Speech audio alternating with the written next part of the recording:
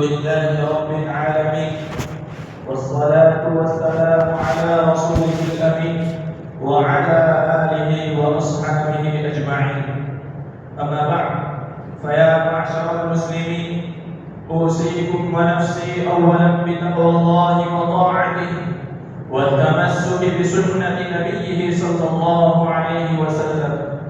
عباد الله، قال تعالى: هو الذي جعل الشمس ضياء والقمر نورا وقدره منازل لتعلموا عدد السنين والحساب. ما خلق الله ذلك إلا بالحق، يفصل الآيات لقوم يعلمون. عباد الله، نحن في وداع هذا العام الجاري، فطوبى لمن ودع السنة الماضية بالأعمال الصالحة. علينا أن نحاسب أنفسنا محاسبة المعاملات، نحاسبها في العبادات من الفرائض والواجبات، نحاسبها في ترك المنكرات، نحاسب أنفسنا قبل أن نحاسب يوم القيامة، لما جاء في الخبر: وحاسبوا أنفسكم قبل أن تحاسبوا. قال تعالى: ونضع الموازين القسط ليوم القيامة. وأيضا قال: والوزن يومئذ الحق، فمن ثقلت موازينه فأولئك هم المفلحون. إخوة الإسلام، تفكروا في قوله تعالى: إن في خلق السماوات والأرض واختلاف الليل والنهار لآيات لأولي الألباب. آيات في اختلاف الليل والنهار، آيات في تقدير الشمس والقمر، آيات في الشجر والحجر، آيات في الغيث والمطر، آيات في نظام الكون الأرض. فهذه كلها تدل على فنائها وزوالها. ويقول الرسول صلى الله عليه وسلم: الكيس من دان نفسه وعمل لما بعد الموت. كذلك حث صلى الله عليه وسلم أمته على ذلك بقوله: اغتنم خمس قبل خمس، شبابك قبل هرمك، وحياتك قبل موتك، وغناك قبل فقرك، وصحتك قبل سقمك، وفراغك قبل شغلك. نعم عباد الله، فعلينا أن نغتنم هذه الحياة الدنيا، لأن الإنسان إذا مات لن يرجع إليها. فكم من رجل كان معنا في السنة الماضية وفي هذه السنة، فكل واحد منا يقرب كل يوم إلى موته ومعاده. نسأل الله التوفيق لما يحب ويرضى. اللهم بارك لنا في الموت وفيما بعد الموت. ربنا ظلمنا أنفسنا وإن لم تغفر لنا وترحمنا لنكونن من الخاسرين. فاغفر لنا ذنوبنا وكفر عنا سيئاتنا وتوفنا مع الأبرار. اللهم أدخلنا برحمتك في عبادك الصالحين.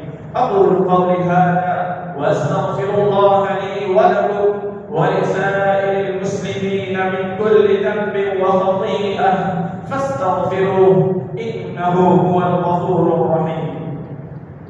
الحمد لله رب العالمين، والصلاة والسلام على رسوله الأمين وعلى آله وأصحابه أجمعين. أما بعد، فيا معشر المسلمين، قال الله تعالى مخبرا وآمرا: إن الله وملائكته يصلون على النبي يا أيها الذين آمنوا صلوا عليه وسلموا تسليما. اللهم صل على محمد وعلى آله وأصحابه وأتباعه وأزواجه وذرياته وعلماء أمته. قال رسول الله صلى الله عليه وسلم: أبو بكر في الجنة، وعمر في الجنة، وعثمان في الجنة، وعلي في الجنة، وطلحة في الجنة، والزبير في الجنة، وعبد الرحمن بن عوف في الجنة، وسعيد بن زيد في الجنة، وسعد بن أبي وقاص في الجنة، الجنة وأبو عبيدة بن الجراح في الجنة. رواه الإمام الترمذي في مناقب الصحابة.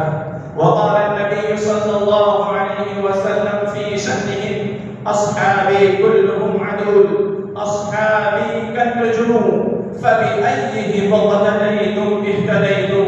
وقال الله عز وجل في شأنهم: رضي الله عنهم ورضوا عنه، أولئك حزب الله، ألا إن حزب الله هم المفلحون، ألا إن حزب الله هم الغالبون.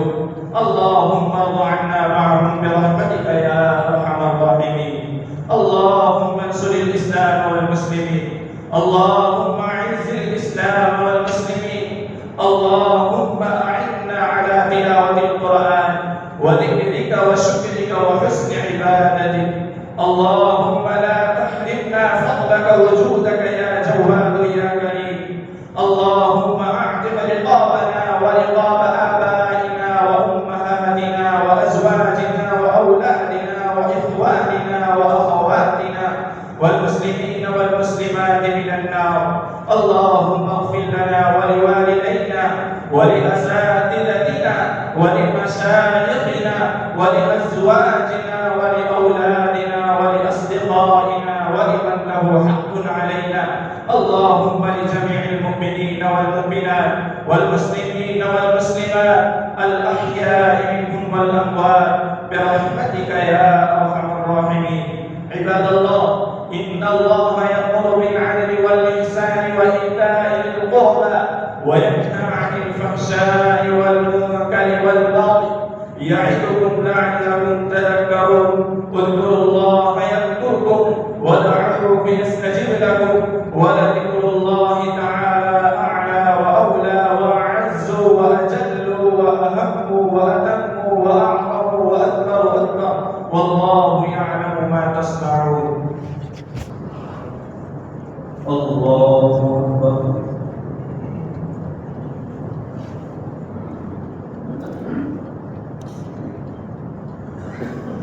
الحمد لله رب العالمين الرحمن الرحيم مالك يوم الدين.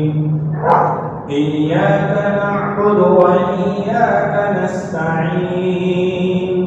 اهدنا الصراط المستقيم صراط الذين أنعمت عليهم غير المغضوب عليهم ولا الضالين.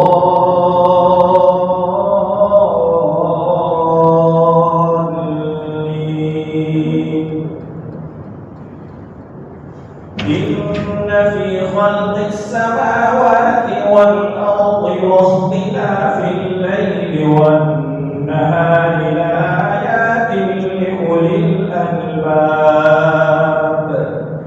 الذين يذكرون الله قياما وقعودا وعلى جنوبهم ويتفكرون في خلق السماوات والأرض ربنا ما خلقت هذا باطلا سبحانك فقنا عذاب النار. ربنا إنك من تدخل النار فقد أخزيته وما للظالمين من أنصار. ربنا إننا سمعنا مناديا ينادي للإيمان أن آمنوا بربكم فآمنا.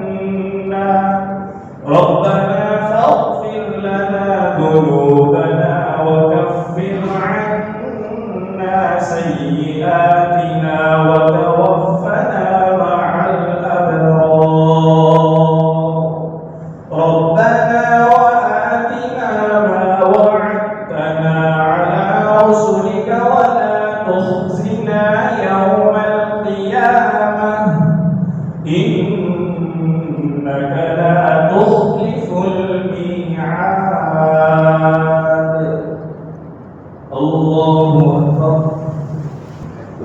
الحمد لله رب العالمين الرحمن الرحيم مالك يوم الدين إياك نعبد وإياك نستعين اهدنا الصراط المستقيم صراط الذين أنعمت عليهم غير المغضوب عليهم ولا